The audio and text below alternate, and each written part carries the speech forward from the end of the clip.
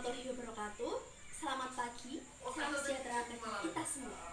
Pertama-tama, marilah kita panjatkan puja dan puji syukur kehadirat Allah Subhanahu wa Ta'ala yang telah mempertemukan kita dengan keadaan sehat walafiat.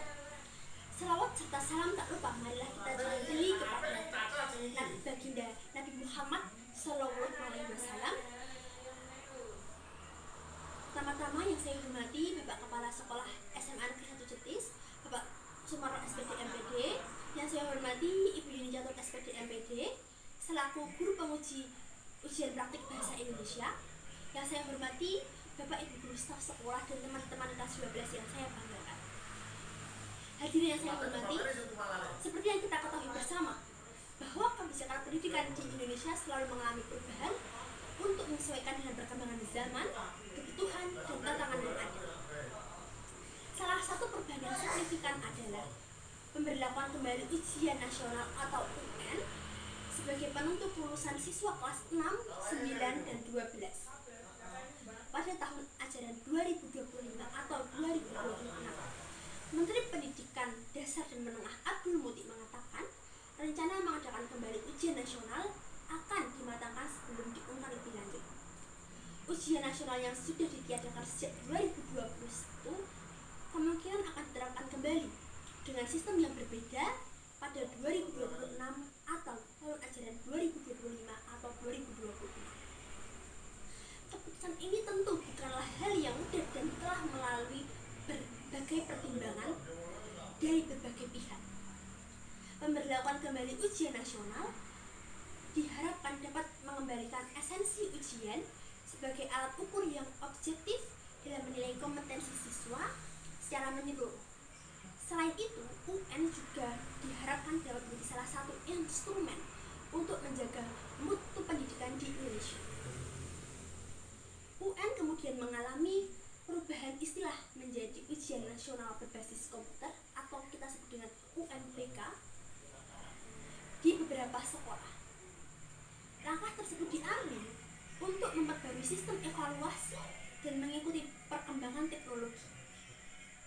Perubahan signifikan dimulai sejak tahun 2015 dikala Menteri Pendidikan dan Kebudayaan Mendikbud Anies Baswedan tak lagi menggunakan UN sebagai penentu kelulusan.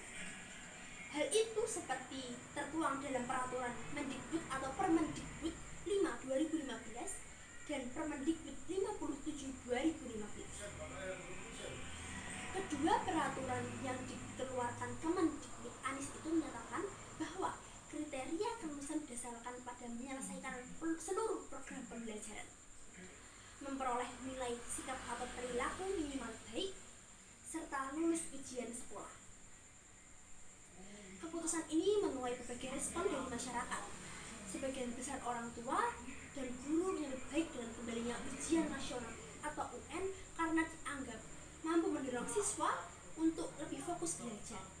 Namun, ada juga kekhawatiran bahwa kebijakan ini dapat memicu tekanan berlebih bagi siswa, seperti yang pernah terjadi sebelumnya. Untuk mengatasi kekhawatiran tersebut, Kemendikbudristek memastikan bahwa pelaksanaan UN 2026 akan menjadi satu-satunya penentu kelulusan siswa. Hasil UN akan dikombinasikan dengan penilaian berbasis proses yang dilakukan sekolah sehingga siswa tetap dapat menunjukkan kemampuan secara komprehensif. Agar UN dapat diterapkan dengan baik, pemerintah telah menyiapkan berbagai langkah untuk mempersiapkan, di antaranya yang pertama yaitu pelatihan guru, yang kedua infrastruktur teknologi, lalu yang ketiga ada sosialisasi. Hadirin yang saya hormati, ujian nasional bukanlah semata-mata untuk mengukur kemampuan akademik kalian, tetapi juga untuk memperoleh atau mempersiapkan diri menghadapi tantangan di dunia yang lebih luas. Selama ini kita melihat bahwa ujian nasional seringkali menjadi tolak ukur kelulusan. Meskipun pada kenyataannya pendidikan bukan hanya soal angka atau nilai ujian semata, namun dengan adanya UN sebagai salah satu syarat kelulusan, kita diharapkan dapat mendorong para siswa untuk lebih bersemangat untuk belajar, lalu juga untuk mengasah kemampuan berpikir kritis, serta memiliki pemahaman yang lebih mendalam terhadap materi pelajaran.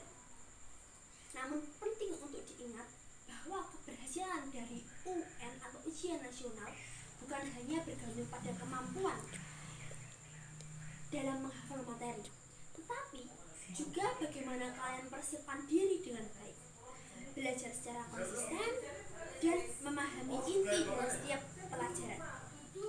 Ujian nasional adalah sebuah ujian bersama yang menuntut kejujuran, integritas, dan rasa tanggung jawab yang tinggi.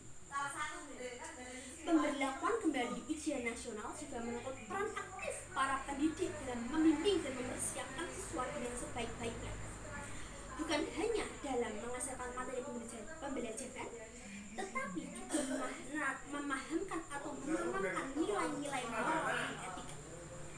Kami berharap Bapak Ibu Guru dapat memberikan dukungan penuh kepada siswa untuk mempersiapkan ujian dengan semangat dan motivasi yang tinggi, serta menciptakan suasana yang kondusif agar proses pembelajaran berjalan dengan lancar.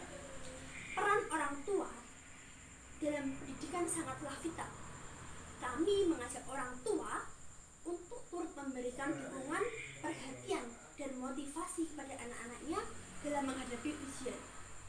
Jangan hanya menekankan pada nilai atau hasil akhir, tetapi lebih kepada proses belajar yang baik dan usaha yang maksimal.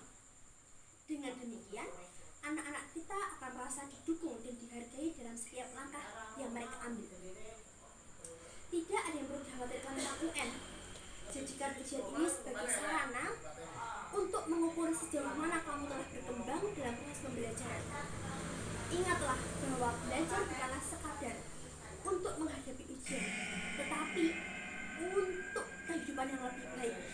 Teruslah belajar dengan penuh semangat, jaga integritas dan rasa percaya diri, karena masa depanmu ada di tanganmu.